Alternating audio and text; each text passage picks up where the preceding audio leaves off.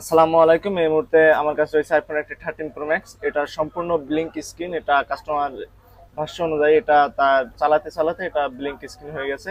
13 Pro Max এর আপনার সাধারণত তিনটা ইস্যু হয়, ব্লিঙ্ক স্ক্রিন হয়, হোয়াইট স্ক্রিন এবং গ্রিন স্ক্রিন। আসুন দেখুন, আমি যে ডিসপ্লে কাজ সুবিধার্থে যে আজকে যে ডেটটা লিখেছি এবং সিগনেচার লিখেছি, সেম এই ডিসপ্লেটাই আমরা কাজ করে আজকে ওকে করে দেখাবো। পরবর্তীতে যে আর আমাদের কাজে এক সপ্তাহের ভিতর কোনো সেম প্রবলেম হলে সেটা আমরা রিপেয়ার করে দেবো। তো আসুন কিভাবে কাজটা করি আজকে আপনাদের সামনে দেখি। এই যে সিগনেচারটা আপনারা একটু খেয়াল করেন, এই ডিসপ্লেটাই আমি পরবর্তীতে আপনাদের দেখাবো রিপেয়ার করে।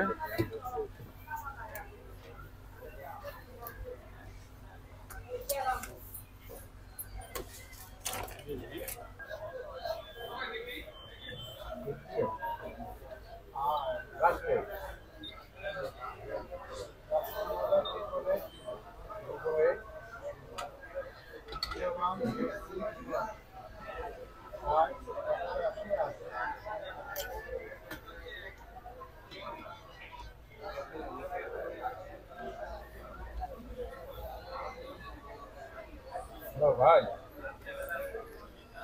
ওই ভিভো X9 এর ডিসপ্লে আছে? ভিভো X9, হ্যাঁ হ্যাঁ, একটু হোম বাটন আছে। আসসালামু আলাইকুম। দেখলেন যেটা ব্লিঙ্ক স্ক্রিন ছিল সেটা আলহামদুলিল্লাহ এখন ওকে হয়ে ভিভো গেছে। আগে X9 অ্যাপেল লোগোটা হলো ব্লিঙ্ক করতো। আছে? এই সেই সেটা ডিসপ্লে নিতে যে হবে। আপনার কাজের সুবিধার্থে যে সিগনেচারটা নিয়েছিলাম চেনার জন্য, যে আজকের তারিখ এবং সিগনেচার যে সেম সিগনেচার রয়েছে, দেখেন আলহামদুলিল্লাহ ডিসপ্লেটা টোটালি ওকে।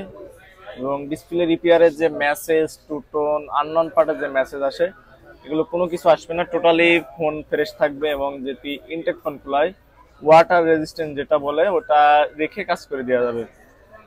খোলার পরে ওয়াটার রেজিস্ট্যান্স আমরা চেক করে দিতে পারবো।